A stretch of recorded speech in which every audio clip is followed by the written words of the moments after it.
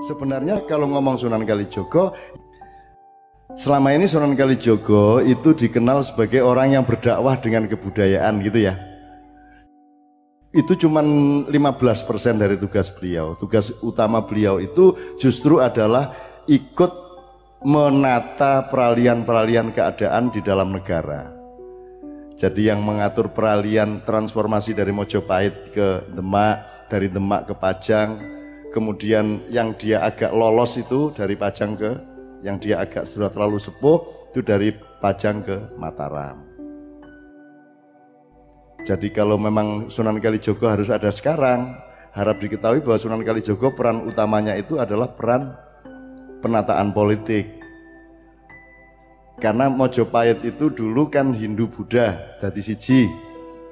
Terus mergono lumpur di daerah Mojokerto, daerah di desa Canggu sumbernya, ekonomi Mojopahit hancur, maka Sunan Kalijogo disuruh oleh Wali Songo yang lain untuk menyiapkan transformasi perpindahan Bedol Negoro dari Trowulan ke Gelagahwangi. Gelagahwangi itu daerah Demak sekarang. Yang diajak adalah salah satu juniornya namanya Sunan Kudus, karena Sunan Kudus ini bapaknya yaitu Sunan Kudus dibunuh oleh pangapnya atau panglima perangnya Mojopahit. Tapi justru datang ke Mojopahit, Sunan Kudus ini disuruh Sunan Kalijogo untuk menyatakan bahwa tidak ada masalah dengan bapak saya dibunuh, asalkan kita bersama-sama membangun negara untuk kesejahteraan rakyat. Maka terjadi bedol desa dan seterusnya. Jadi nek arep mempelajari Sunan Kalijogo ayo tenanan, itu maksud saya ora arep cerita dawa. Yang harus Anda perhatikan ketika keraton melansing mushaf keraton ya, 2 tahun yang lalu apa setahun yang lalu? Setahun yang lalu lah kira-kira, itu datang raja-raja dan sultan-sultan. Harap Anda tahu ya, di Indonesia ini ada sekitar 240 kesultanan dan kerajaan.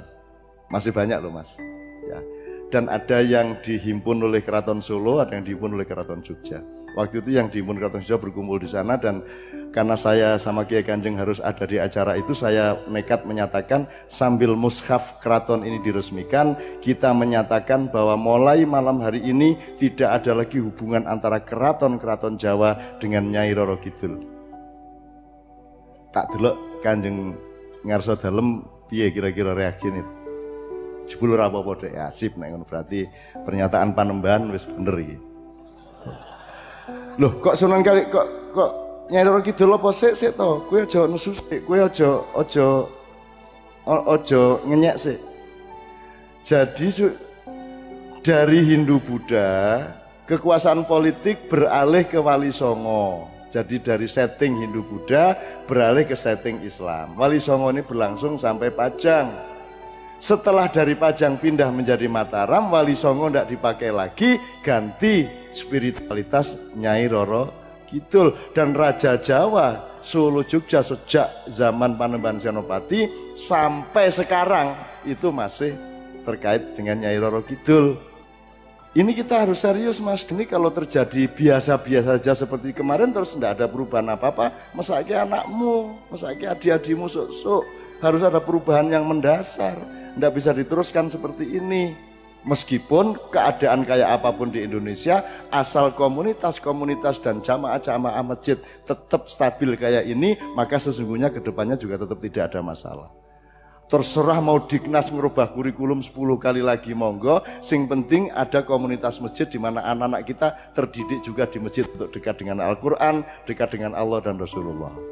Jadi masjid ini sangat penting luar biasa. Dan di mana-mana masjid berdiri. Saya sama Kiai Kanjeng keliling Belanda itu salah satu beberapa masjid yang kami datangi itu adalah masjid yang masih berbentuk sinagog. Jadi kene iki sembayang ngarepe iki ana lambang-lambang Yahudi kae lho, isih urung dicopot kae lho. Dilalah lambang Yahudi ki Jawa gitu loh. Jadi Yahudi itu nek Anda sholat di masjid sinagog itu ukir-ukirannya ukiran Jepara. Iki jane wong Yahudi ki sapa, tak pikir-pikir. Terus saya kan berteman akrab dengan pimpinan Yahudi Eropa, si Sutendorf itu sininya kok pecinya itu, peci Yahudinya itu ukir-ukirannya Jawa Utara. Jadi kae ketoke pancen kayak turunan Nabi Ishak. Berarti turunan Nabi Ibrahim. mongko Nabi Ibrahim putune wong Jawa gitu loh. Ketoke ngono kita kira. Nah, mergo nek wong Jawa iki lahir saka Nabi Nuh biyen.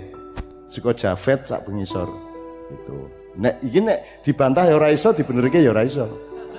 Ning pokoke kudu kok pikir iki aja njur kabeh kudu Arab, jare sapa kabeh kudu Arab.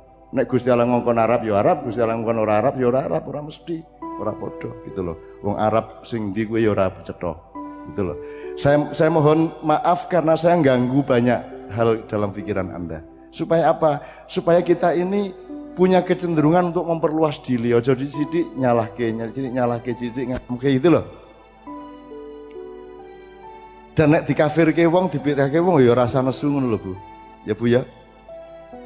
Aku nek dikafirke wong ki langsung tak parani matur nuwun jenenge seneng telat ngertine aku kafir lagi ngerti saiki. Wis ket mbiyen aku iki ngono kuwi aku telat jenengan iku wah jan wis.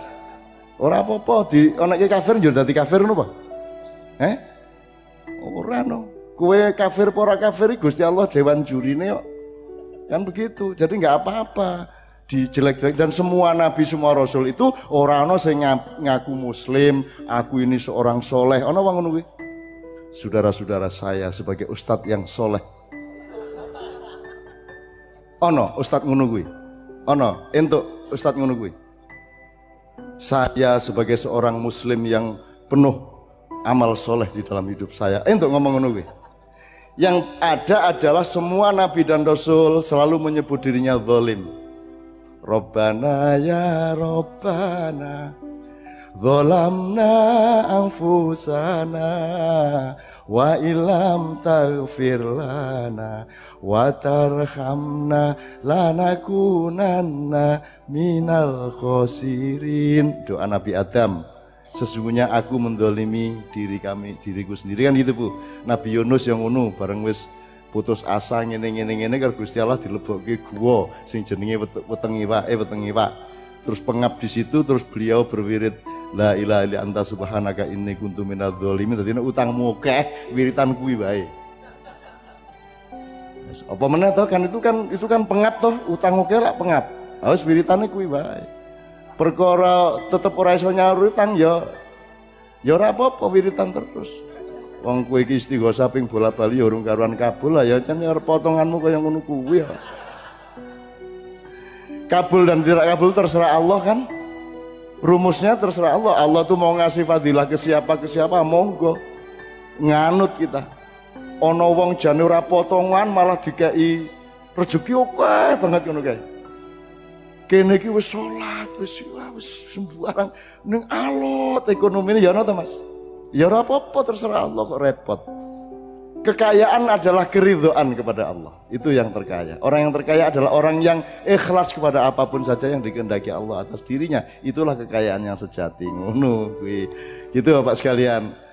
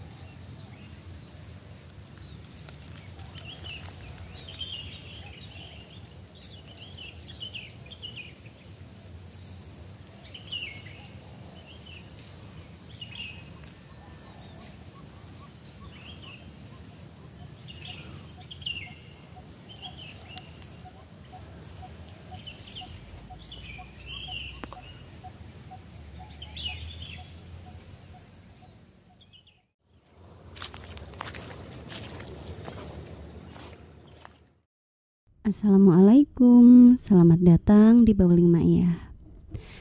Berikut ini hanya sekedar ulasan atau pointer untuk pembelajaran bersama, untuk belajar menggarisbawahi atau merangkum poin-poin, untuk belajar memasuki pintu-pintu yang sudah Mbak Nun bukakan, dan untuk sedikit belajar mengembangkannya, atau anggap saja di setiap akhiran video Bawling Ma'iyah ini hanya sekedar untuk menyapa saja. Oke dulur-dulur, mari kita mulai ulasannya. Pointer yang pertama, di awal kutipan video sinau bareng kali ini, Mbah Nun ngendiko bahwa kalau kita membicarakan atau mendengar nama Sunan Kalijaga, maka yang selalu kita ingat adalah beliau itu seseorang yang berdakwah dengan kebudayaan. Padahal itu hanya 15% dari tugas beliau.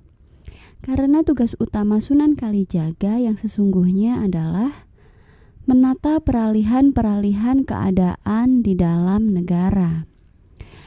Setelah ngendiko demikian, selanjutnya Mbah Nun memberikan sedikit contohnya bahwa Sunan Kalijagalah yang ikut menata peralihan dari Majapahit ke Demak dan dari Demak ke Pajang. Mbah Nun pun ngendiko bahwa yang Sunan Kalijaga sudah mulai tidak ikut menata peralihan adalah di masa transformasi dari Pajang ke Mataram. Dikarenakan saat itu Sunan Kalijaga sudah tua. Sampai sini selanjutnya Mbah Nun kembali menekankan bahwa yang perlu kita ingat adalah bahwa tugas utama Sunan Kalijaga itu adalah penataan politik.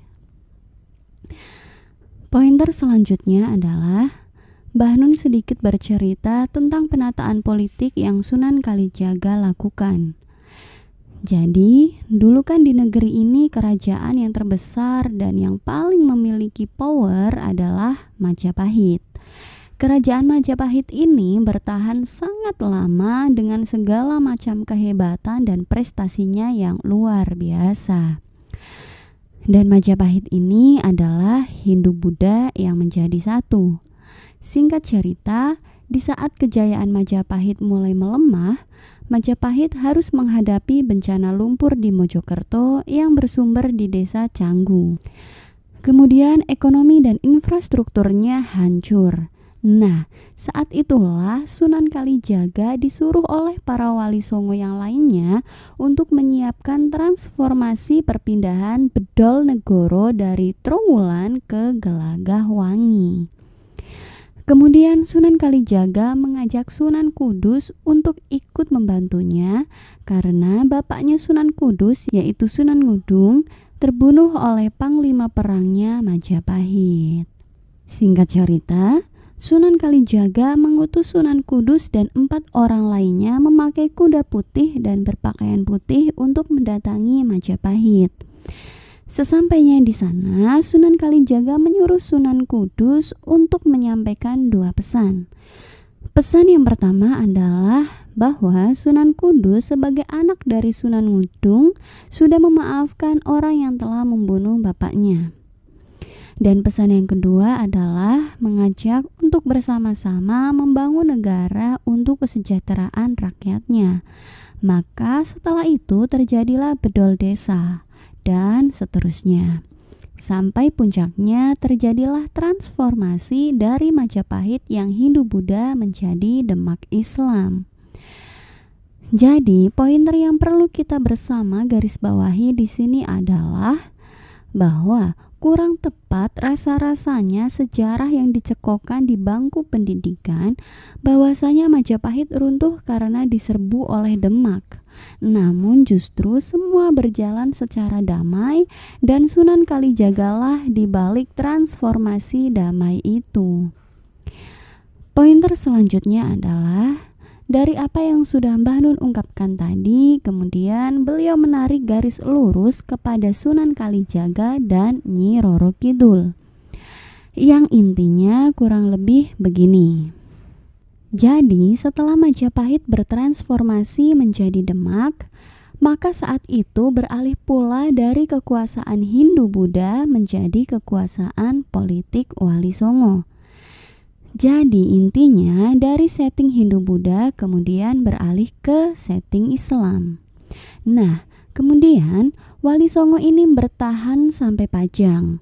Setelah dari Pajang berpindah menjadi Mataram, saat itu Wali Songo diganti spiritualismenya menjadi mitologi Nyi Roro Kidul.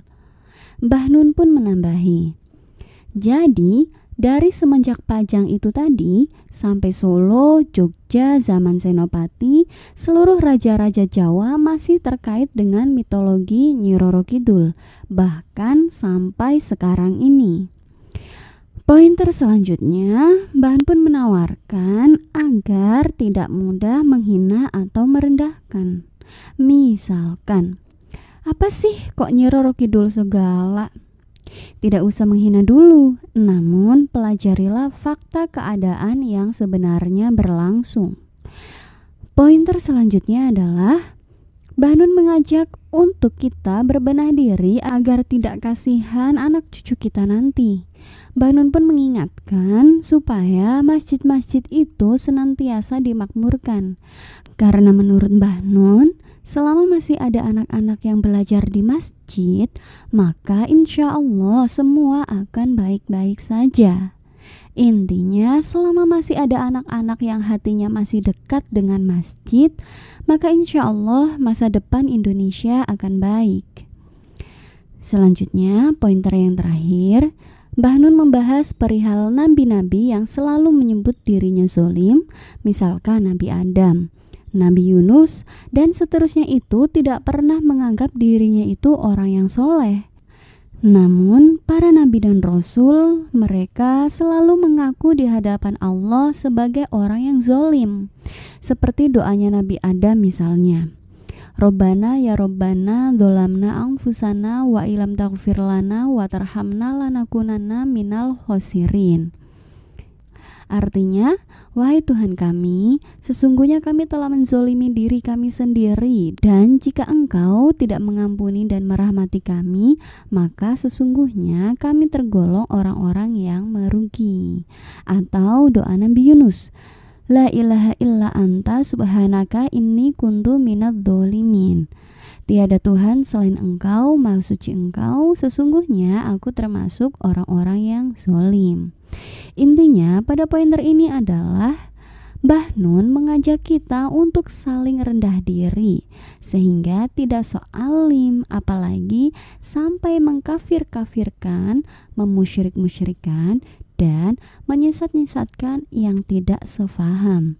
Namun, mari saling rendah hati dan bertabayun. Oke dulur-dulur, sampai sini dulu ya ulasan atau pointernya. Sebenarnya masih ada begitu banyak hal yang dapat kita pelajari bersama dari kutipan Sinau Bareng pada video ini. Ulasan, pointer, atau rangkuman yang saya ungkapkan itu hanya sedikit gambaran saja. Dan semua yang saya ungkapkan itu bukanlah sebuah kebenaran. Hanya saja semoga dapat sedikit menambah referensi. Mohon maaf atas semua kelemahan sudut pandang saya. Matur suwun dan sehat selalu saudaraku. Wassalamualaikum.